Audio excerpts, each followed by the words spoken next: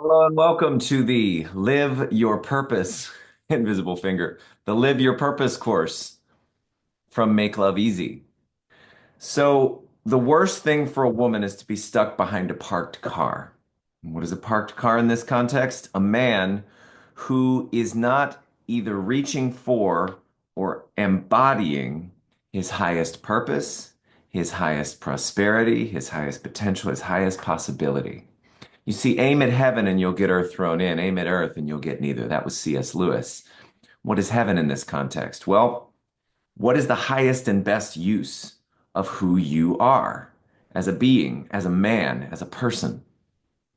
This is an inquiry. I cannot answer it for you. Hopefully, though, you have already done the your system of systems PDF, and so you have several constellations of data that you've tuned into and felt through to see what resonates for you from everything, including Vedic astrology, wealth dynamics, gene keys, human design, sidereal astrology. These are clues as to who you are, because here's the thing. Purpose is like finding your lane, right? I'll give you a quick distinction, and this means we get to share from a whiteboard, which is awesome, always fun. So there's an XY axis, right? What most people are doing in the world of dating and relationships is they're like, hey, I'm looking for my better half. All right, I'm looking for, someone who will complete me. And in that moment, you become the bitch of the external world. Why? Because two halves don't make a whole, they make a hell. And if you're looking for someone else to affirm, validate, prove your value or your worthiness of love or whatever else, you're never going to find it. You're always going to be deferring that moment where you feel good enough, capable, full, complete, whole to when you experience a certain, generally for most people, neurochemical release due to the strokes and attention and significance your partner is giving you. So here's the thing. Attention and significance, like, oh, she gave me the right number of texts or fucks or the right words. And this goes into the love languages conversation. It's okay to have things so long as things don't have you. How do you know when things have you? Like quality time or gifts or acts of service, whatever. You know that they have you when you can't be without them. So we get to, instead of looking to our partner for significance and attention, because they're never going to show up perfectly, they're always going to disappoint you. They're a human. And it's not them personally that I'm speaking of. I'm talking about the human condition. Codependence is thinking that you need anything or anyone to be any way outside of you in order for you to be okay, or happy, or wealthy, or powerful, or loved, or successful, right? So long as you're looking outside of you, you're always paralyzing you. You're always handicapping you, right? So what do we do? Instead of looking for a partner to fulfill us, we go towards our purpose to fill us. And this is an expression of self-care. It's radical and revolutionary in the modern world, but if you can do it, if you can orient to it, if you can align with it completely and embody it fully, then you have a fighting chance of a life that you love with the love of your life that is not mere casual romance, right? What do I mean by all of this beat poetry that I'm sharing with all of you? Well, let's say you're moving in a certain direction and you're aspiring towards a certain goal or purpose. Now, here's the tricky part. Can you say, oh, my purpose is to build a business empire? Yeah, you can say that, but was that purpose given to you by something beyond you? No, not necessarily. It may have been given to you by your ego. You see, the ego cunningly, craftily, creatively, and infinitely agilely seeks significance and attention. The ego is born in this experience of I'm not good enough because mommy didn't give me what I was looking for, or I'm not worthy because daddy didn't play with me that day. Fundamentally, the ego perceives itself to be a wound, thinking that if it fills this wound with something from the outside, that then finally, at the other end of that have to, got to, must, someday maybe, if I struggle, stress, strain enough, I'll get to the other end of the treadmill and I'll be more, better, different, or I'll have more, better, different, and then I'll be okay, and then I'll be enough. These are delusions. These are illusions. So if you think your purpose comes from pursuit of whatever you've self-assigned, you got another thing coming. If you actually want to experience divine fulfillment and rest. And I'm not necessarily talking about any particular religion or spiritual path at this point, but I am talking about something that goes beyond what your mind has come up with or invented, right? So in some sense, your purpose is in fact an invention because it's articulated in language, but it's also a discovery. This is why I had you do the work before taking this training to feel into, to notice and distinguish, like, hey, who am I? What is my nature? Right? It's easier for a bird to fly than to try to swim. I see this all the time in entrepreneurs. They're like, I want a business where I'm out front and I'm public speaking and I'm, personal brand and all of this.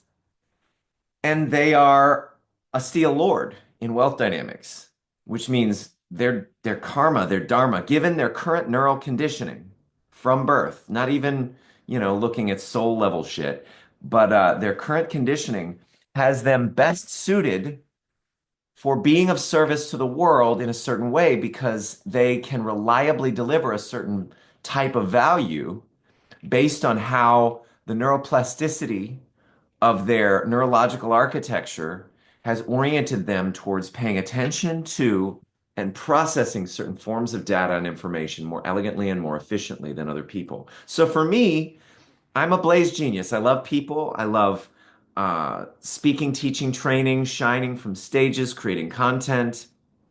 That's my star wing. I also am very good at making deals. If there's somebody for whom value exists inside of me or inside of my programs, products, services, or recorded materials, whatever, if they're in front of me, very likely I'm going to find a way to distinguish that value for them and to sell that to them. So this is just a quick illustration of how you might discern and distinguish your purpose through, for example, wealth dynamics. Now, if you're living your purpose, if you're in your lane, you're going to be more fulfilled than you've ever been before based on whatever bastardized domestication and programming might have existed in your blueprint. You see, there's 5 levels of consciousness. The first is disoriented, no goals, no purpose, no hope, no belief that you can have happiness come about because your blueprint has you think the world should be some way and your life conditions look a different way and you're looking for a magic pill or a savior. Then there's level 2, which is goal oriented, where most entrepreneurs play the game, right? All right, I think that one day if I build this thing, then I'll be happy because I'll be successful and I'll be wealthily set, financially taken care of, right? And if you notice, a lot of massively wealthy and successful people do not get happy at the end of the treadmill. They continue to run on that treadmill, looking for more, better, and different. So that's level 2, where you're driven by your blueprint. Your blueprint wasn't built by you, it wasn't built for you. It was built to make you codependent to goals that can never fulfill you so that you're easy to control, so that you're easy to market and sell to. And we don't even have to talk about an active campaign on some kind of conspiracy theory of wealthy and successful people or whatever. We can just talk about corporations that market and populate and colonize your brain very effectively, even the entrepreneurial realms of self-development and motivation that may have you believe, oh, now you're getting free of the rat race. No, you're simply being indoctrinated into a new one. So then we go to level 3. Level 3 is the realization that, hey, everything in your blueprint is made up. Burn the blueprint. Stop seeking to force your life conditions to match a blueprint that wasn't built by you and wasn't built for you, and instead realize that life is empty and meaningless. But it's empty and meaningless, that it's empty and meaningless. And you are whole, perfect, and complete right now. The first possibility you can invent now that life is empty and meaningless, and it's empty and meaningless that it's empty and meaningless, is the fact that you can be, do, or have anything, but you don't need to be, do, or have anything in order for your life to sing as it is, right? So standing there, let's say you realize that happiness is an inside job. It's a choice you can make at any moment for any reason or no reason at all. And you're filled up with bliss, with peace, with joy, with meaningfulness just by being in the journey. You see, level three is journey oriented. We're not here just to watch the final scene of the movie. We're here to be in every moment. And if you can remember to remain present to the present of the present, then what becomes available to you and potential for you is to maybe give the gift that you are. So now you look at wealth dynamics and all these other things, and it distinguishes, oh, wow, I'm a certain type of gift. And maybe if all things are working for good and everything happens for a reason, then you do too. Hence your purpose. Now, I've been living my purpose since 2016. My first purpose was to discover what my purpose was. That'd be a great place to start. And I've given you some tools and technologies for moving in that direction already. But your purpose at first will be a distinguishing of a direction. Purpose is not a destination, it's rather a it's rather a direction. And if you start walking in that direction, you'll start clarifying more and more who you are and what you're meant to give, the contribution you're meant to serve. You'll start walking in your lane instead of leaning out of your lane to try to get approval from someone through people pleasing, through trading significance and attention for that approval. And ultimately, what you're doing is you're trading your purpose for approval. Your purpose is what will make you happiest because it's beyond you. It is a service to the world around you. So, like, there is a extent to which loving your partner as a man will be part of your purpose, but only from within the context of a life where you're honoring a mission that is more important than her, a mission that had nothing to do with her, a mission that transcends her, that is prioritized over her. And I'm not saying to a brutal, vicious degree to where you're like acquire currency and avoid women, right? You've seen that before, probably on t-shirts. I'm saying ask how it feels and what fills you up. What's the why that makes you cry? What is the vision that is the light of your eye? What is the thing that you do until you're dead, even if you're never paid for it? Because it feels good to you internally as an expression of giving and contribution. These are the beginnings of the walk towards purpose.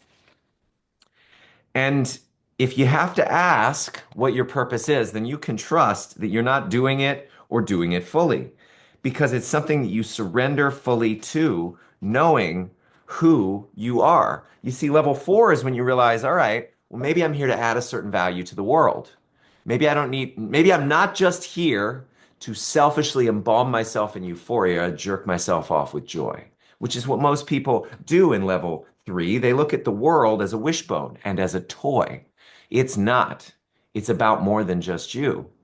And if you make your life in service to being that contribution to the more that you're meant for, the more than just you that life truly is, you then are entering the realm of Jesus Christ or Buddha or Martin Luther King Jr., right? Imagine if the whole world were looking out for more than just them and their provincial financial needs. Then we'd have a fighting chance at a world that works for everyone with no one and nothing left out from love. So, what are your marching orders from this Live Your Purpose course? If you haven't done your looking at your system of systems, do that, and then come back to me, your coach, with what you think your purpose is, and start taking steps to live it out so that you're not leaning out of your lane and taking yourself off center and ungrounding yourself in the search for significance and ego strokes. Because, my friend, that can only end in pain and suffering.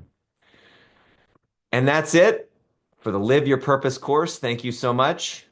Have a beautiful, beautiful life, and I'll see you in our one-on-one coaching as you start to distinguish what that purpose is.